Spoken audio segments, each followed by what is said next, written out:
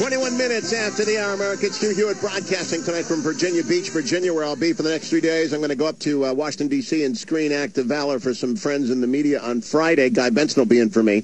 But about 30 minutes ago, I caught up with former Speaker of the House of Representatives, Newt Gingrich, for a fairly wide-ranging interview. Let's get to part one of my conversation with Newt. Pleased to welcome back now former Speaker of the House of Representatives, Newt Gingrich. Mr. Speaker, welcome back. Congratulations on your surge.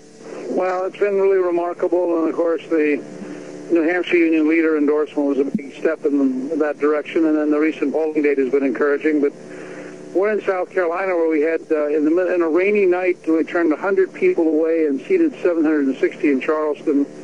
We had 1,000 people this afternoon in Bluffton.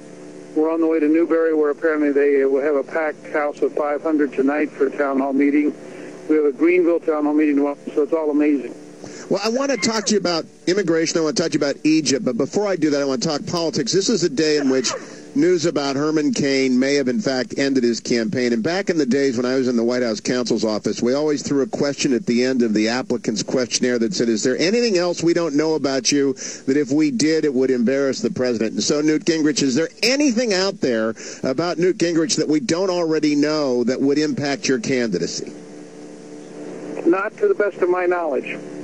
All right. And I say it that way because, you got bloggers and investigators and the Obama campaign and you name it. It's all trying to dig up something and prove something. And I had 83 ethics charges filed against me in the 1990s, none of which were accurate, but just in an effort to throw enough mud. So I fully expect to see a fair amount of noise, but I don't think there's anything of substance. My life has been pretty public and for a very long time. Now, I read your comments about the fact you'd given 7,000 speeches and written 20 books and dozens and hundreds of articles, and so you're like an opposition research dream. So I went to the Newt archive at HughHewitt.com, and I came up with about 30 seconds of looking at two quotes, which I want to play back to back, and then have you explain as a paradigm of how you will be dealing with this. The first quote, you take a position in which you denounce the language of dictatorship, and in the second one, you kind of employ it. And so let's have Newt listen to Newt commenting on Newt. Cut number one. At Newt.org, there's a headline that says, heading toward a dictatorship, ? You don't really believe that, do you, Mr. Speaker?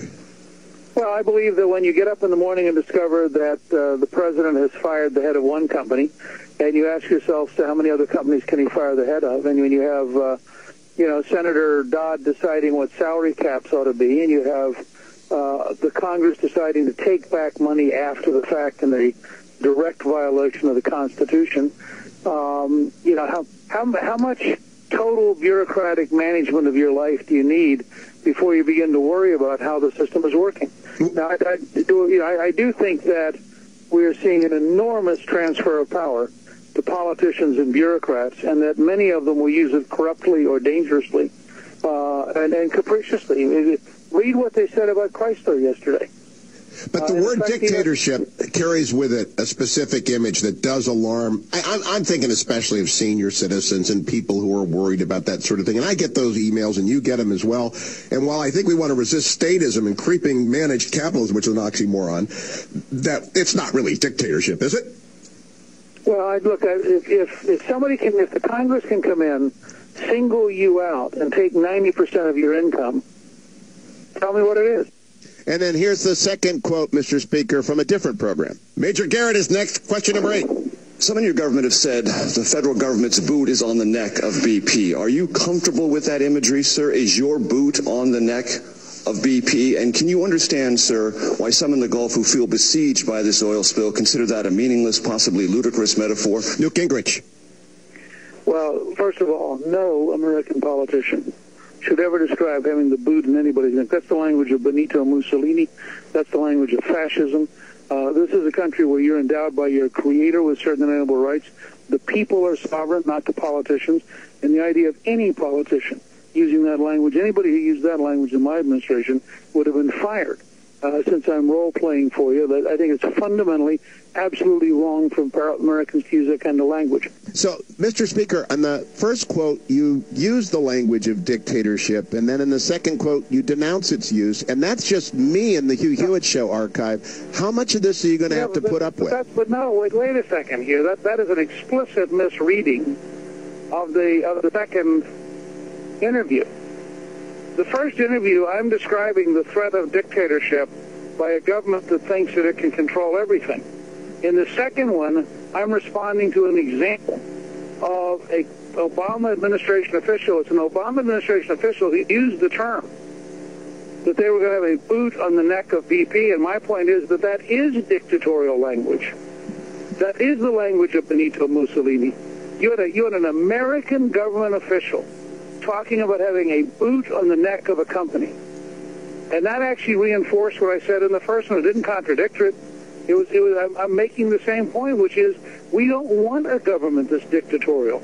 We don't want public officials who are so arrogant that they think they have the right to put on a boot and wear it on somebody's neck.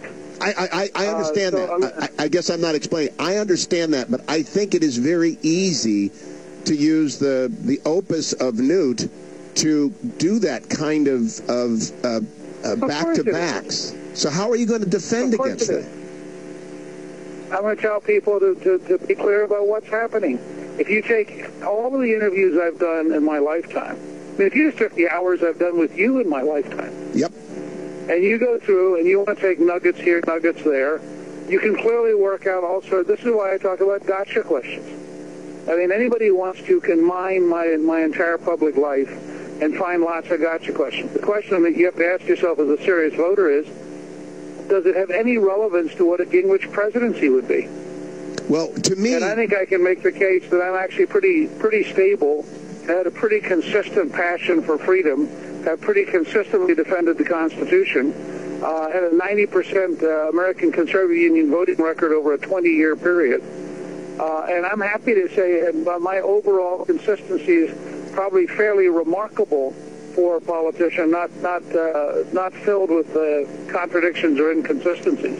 Well, earlier today, David Dreyer from Egypt said the greatest strength you bring to this is that you understand virtually every public policy issue of the last 25 years. But what I'm getting at is the Chicago machine is going to come at you 24/7 using every minute of speech that you've ever given out there. Of course. Are you tough enough, and can anyone survive that with your great, vast treasure of speeches, etc.? Well, let me use my personal history. In 1980, I was the only elected federal Republican from Georgia. And so, therefore, the only Republican in the House in New Jersey. I'll tell you what, guys. I don't want to break this up. Roll it back to my question. When we come back from break, I'll pick it up from there. I'm talking with Newt Gingrich, taped the interview about an hour ago. Runs for another segment or two, so don't go anywhere. We also talk immigration. If you wish to give us a call, 1-800-520-1234. You can always tweet me your comments on this as well. Pound HHRS or at Hugh Hewitt is my Twitter handle. I'll be right back, America. 1-800-520-1234. During the break, go over and make a contribution to the Salvation Army at HughHewitt.com. Throw $1 in the virtual red kettle. And stay tuned to the Hugh Hewitt Show.